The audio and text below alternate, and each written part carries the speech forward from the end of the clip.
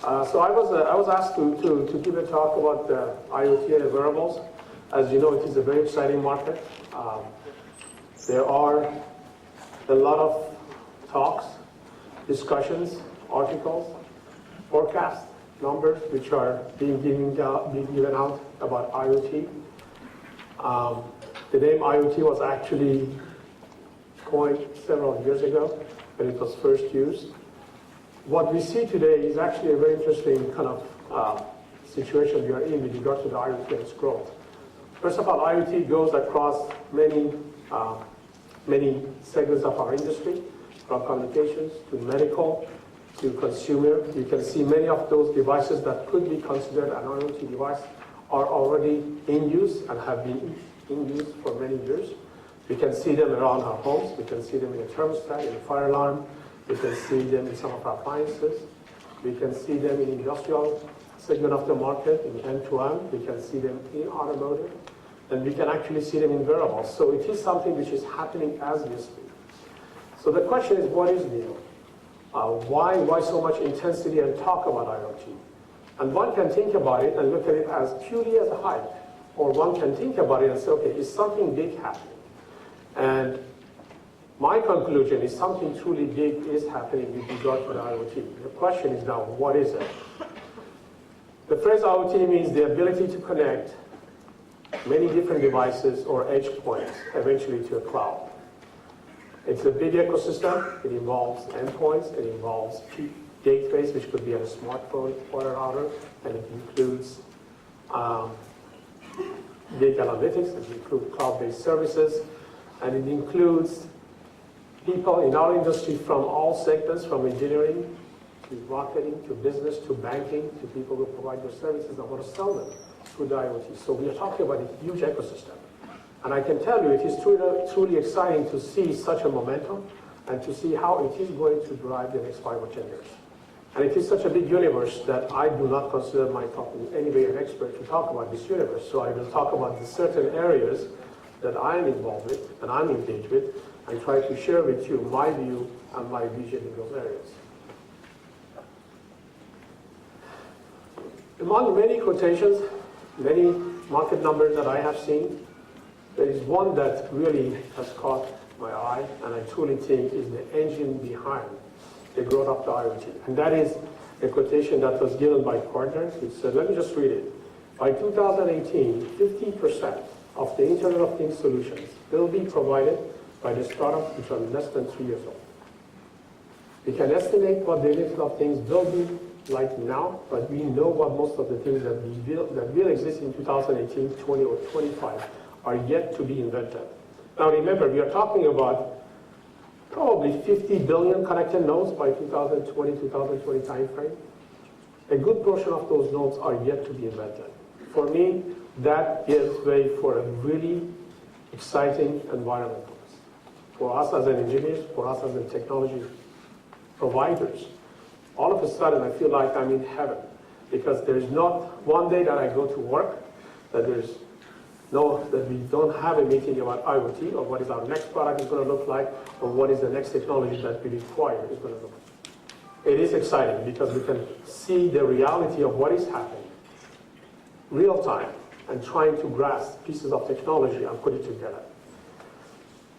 It is expected, if you look at the statistics, it is expected that the size of the industry that will be fueled by IoT is going to be about $3 to $6 trillion by 2020 and beyond. That is a huge industry. Of course, the majority of it goes to service providers, but still, there are going to be 50 billion connected nodes. There will be a lot of technology which has to be developed for that. So it is a very exciting time to be in semiconductor industry. The challenge for us as suppliers, technology suppliers to this industry, is what do we need to do, which eventually could be summarized in 3 words: availability, simplicity, and cost. And I'll try to explain that in the coming slides.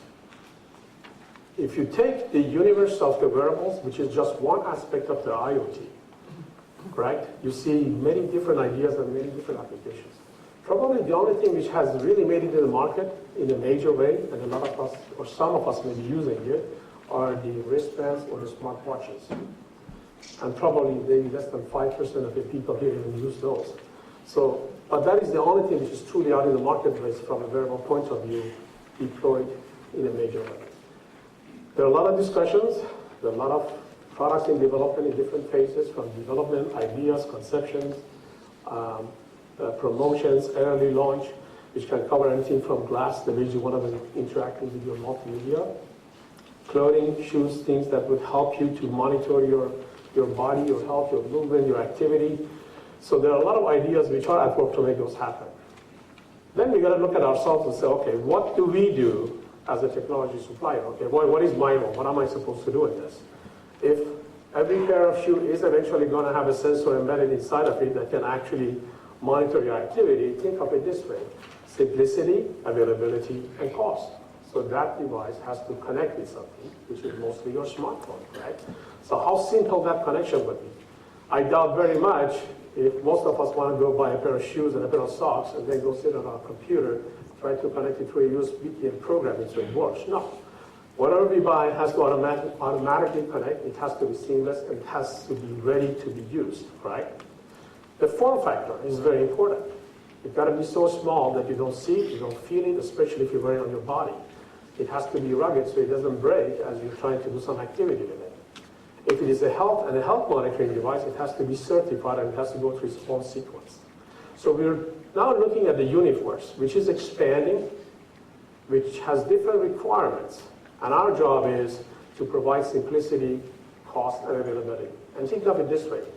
Look at how we went through the revolution of the PC industry because there was the availability of the processing units that actually enable the computer, right? Then we went to the mobile and the mobility and the cell phones, the communication processor, the communication technology. Also look at the fact that how prevalent the smartphones are today, mainly because, not mainly because, to a large extent because there is such a thing as a touch technology. So it's intuitive. You can use your fingers and run through different applications. So simple technologies like this all of a sudden enable something to happen. Today, if we look at a different aspect of what is being developed in our world, we can already conclude that this whole momentum toward the wearable is starting to happen. I was at CES in January, and CES is usually has been about many different new innovations which is coming to the market. For many years it was about PCs, and then it became mobile and cell phones and smartphones, TVs. This was the year that I really felt CES this year was more than anything else about IoT and connected devices. How many of you guys went to the CES this year?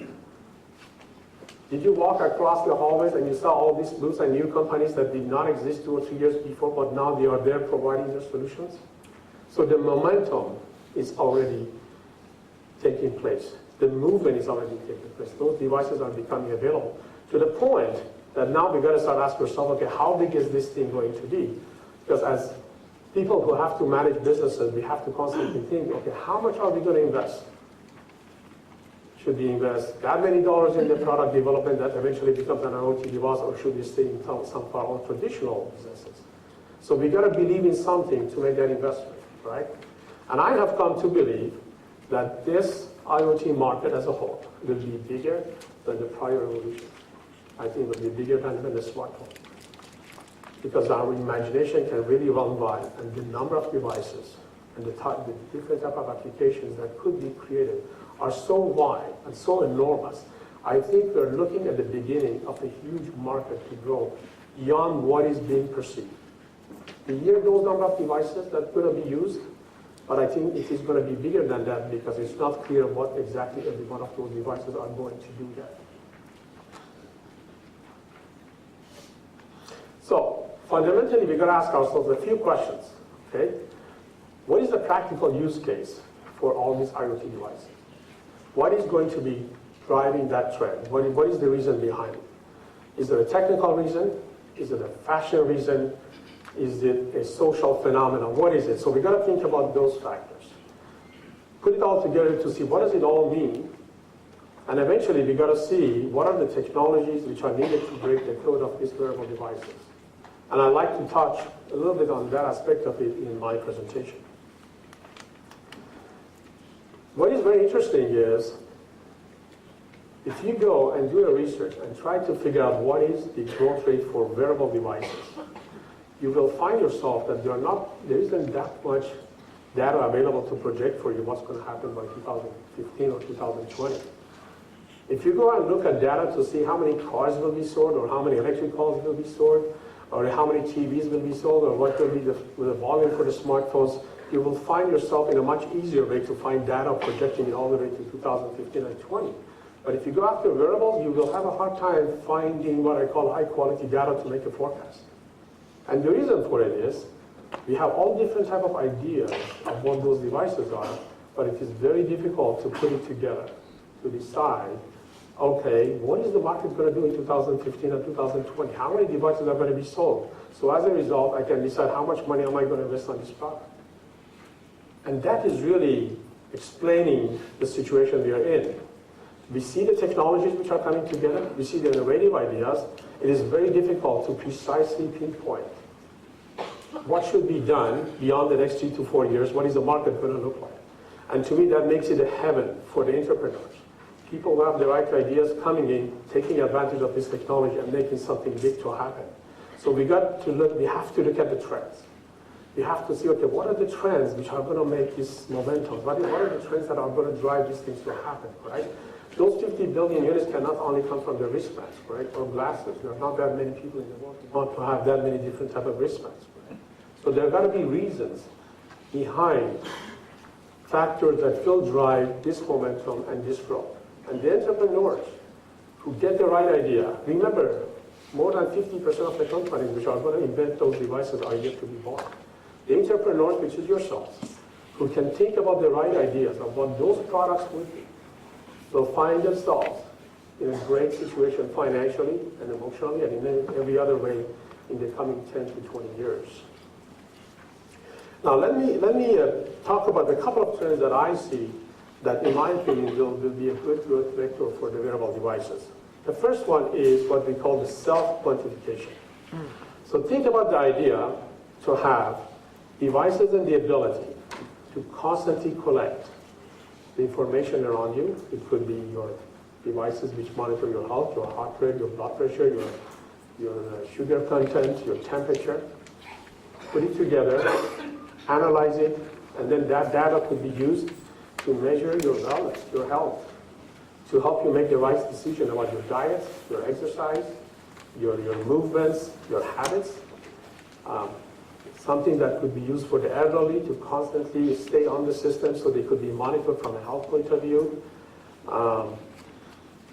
Things that can actually help you stay younger, finding ways to help you stay younger because of the level of activity and the way you interact with your environment.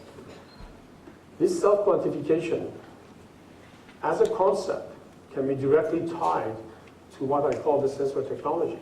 Sensors can bring the type of technology and the future and the features together to enable that type of self-quantification to become a reality from a product point of view. And if you expand it bigger, you can even think of contextual computing.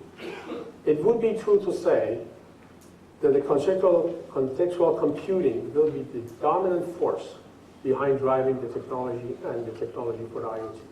What does that mean? I mean, this is a phrase which was actually coined also by Georgia Tech researchers many years ago. It is the idea that you get connected to your environment, where the devices around you can constantly absorb, collect information, and that could be information about the environment, could be information about things which are in your proximity, could be information about your body. Analyze that data, provide it to you, and that would help you to augment your ability to interact with your environment, take care of yourself better, right? This is going to be a major idea behind what eventually, in my opinion, the IoT will be, especially in the health area. So if you take this contextual computing and the self-quantification, put it together, then we say, okay, what do we do as technologists to actually take advantage of these two trends and make a real product, and that real product eventually become commercialized? So we need to think about a few things. We've got to think about making devices which are transparent, which means they have a form factor which can actually be easily on our bodies without being noticed. So the form factor, the size, the ruggedness.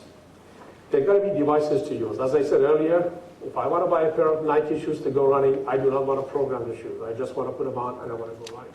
I just want to be able to see on my PDA how fast I'm running and how am I running. If I'm a bicyclist and I want to be a professional bicyclist and I want to learn how to pedal better for efficiency, I want the information to be available for me statistically without me having to worry about it, correct? So there are many things like that have to come together, which are all technology driven, to make those devices suitable for IoT. The price has to be right, correct? Many of the products we're talking about as wearables cannot afford to embed a piece of electronics more than $2 or $3 or $5 based on what it is. So you've got to be products at the right price, with the right footprint, easily connected, very seamless to use. Putting it all together, we eventually start to formalize the idea of, okay, what are all these IoT devices going to look like? And in some ways, our industry, so I'm coming from the technology industry, semiconductor industry, I see my role as creating the ability, creating the products that can actually enable other technologies, other parts of our business, service providers, people who want to actually create cloud-based services to take those devices and make a commercial idea out of it. And that is the ecosystem which has to come together over the years to really fuel that growth. So I tried to take a look at the systems that we're talking about around this trend just to see, okay, where are all the pieces? So if you look at the systems that we're talking about gateways or smartphones or PDA devices which have the ability to become a source of gathering information and passing information and analyzing it for you. There are going to be the cloud services that provide you the connectivity. And then, of course, at the end will be the wearable devices. Let's say in this case, the health devices. Within those devices, there are 3 or 4 very critical pieces of technology which are very important. An embedded processing unit, some sort of a connectivity. Most probably, in most cases, they're all going to be wireless connectivity, and the ability to manage and interact with the sensor. And the sensor is going to be the device that interacts with the environment around it. So this is going to be what we will be doing, at least in my industry, trying to figure out how we bring these devices together that in most times have to run on a very small coin battery for almost a year to 2 years before we have to replace the battery. So this is the challenge that we have. If I break it down to the key technology enablers, and that will be what will fuel our industry, is one, the ability to create extremely low power processors or controllers. Devices that can run on a very small amount of power and can last a very long time on a battery and have the ability to connect with one of the given wireless protocols or coexistence of the multiple wireless protocols. So that will be the first key ingredient and element of this device. Any of those wearable devices at its heart will have one of those low power MCUs, which is wireless connected, embedded in it. The next one is the sensor, and that is where we will see a big, if you look at the history of what has happened to the sensors and how they've adopted in the smartphones and many other applications in the last 5 years, we will almost be amazed how fast that technology has moved. And it will be even more amazing to imagine how fast it is going to move in the coming 5 to 10 years to enable that world of the IoT devices. And we look at sensors in many different ways. It could be motion detection sensors, which can be a gyro, an accelerometer, or an altimeter. It could be an environmental sensor. It could be chemical sensor, air quality sensor, a temperature sensor. But all those sensors, the technology of putting them together, having an algorithmic way to be able to collect the information, manage the information, process the information, and create the proper signal that eventually goes to the next stage. So that whole science of what I call sensor fusion becomes probably one of the most critical elements of making these wearable devices to come to reality. And I can tell you there is a huge amount of innovation and progress which is yet to be made in the area of the sensors and the sensor fusion to bring us closer to this augmented reality of the wearable devices. And the last piece is the big analytics. A lot of data has to be collected. Just think of different examples. Let's say I want to monitor my health. So I need to have the ability to collect all my own signals and vital signs and process it and have the statistics of how it looks like. But at the same time, I want to have the ability to compare myself to the people who live around me or the people in the world or in the country I live in. So the big data analytics that has to bring it all together, constantly process that information, pass it to you through the cloud, to your device, and to tell you where you are. That is going to be yet another very big piece of the technology which has to be provided for this industry to grow. If we put and bring all of this together, we can start to think about, okay, how now will the IoT devices or the wearable devices shape the future of certain industries? In this case, the healthcare industry, right? If we create that ability for us to have the capability to monitor ourselves in many ways, our vital signs, have a way to actually regulate our exercise, our eating habits, a way to do drug delivery, if that is what you're taking, could be anything to do for our blood sugar or other type of medication, have a way to statistically compare ourselves to the norm of the society and push ourselves to the edge. We all of a sudden will transform the healthcare industry from managing health to preventing disease. So all of a sudden the healthcare industry will be revolutionized in a very interesting way. You know it will be coming. It is not a question of if, it's just a question of when. As all these trends are starting to take place, then you can start to say, okay, what is going to happen to the size of the market, correct? Each one of us individually will be connected to so many devices, and those devices are no longer just for the fashion look of it. They will be managing something which is extremely important to us, our health, our children's health, our parents' health. Now you start to see, okay, this IoT and the wearable market, as they are talking about, is substantially going to be bigger maybe than what we can imagine. We can truly revolutionize one aspect of our life because of the wearable device. So to sum it up,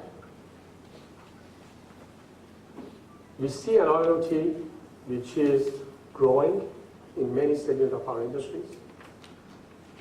We see a lot of new devices and new technologies which are yet to be invented, to upgrade, to help to grow that market. The size of the market, in my opinion, stays still very unknown, but can be categorized as extremely large. There is room for a lot of innovation across the entire segment of this industry. The segment that I find the most interesting are the wearable devices, because there is more invention which can happen there than in some of the other segments. So in summary, I think contextual computing enabled by technology availability will be a major driver for our industry. I think the ability to bring arithmetic and embedded processing together with a sensor fusion will be a key enabler to drive this market. And many industries, but in particular the healthcare industry, will be revolutionized. What people like yourself will be doing in the coming years. So my best wishes for you, and I hope you are going to drive this industry to even bigger heights. Thank you.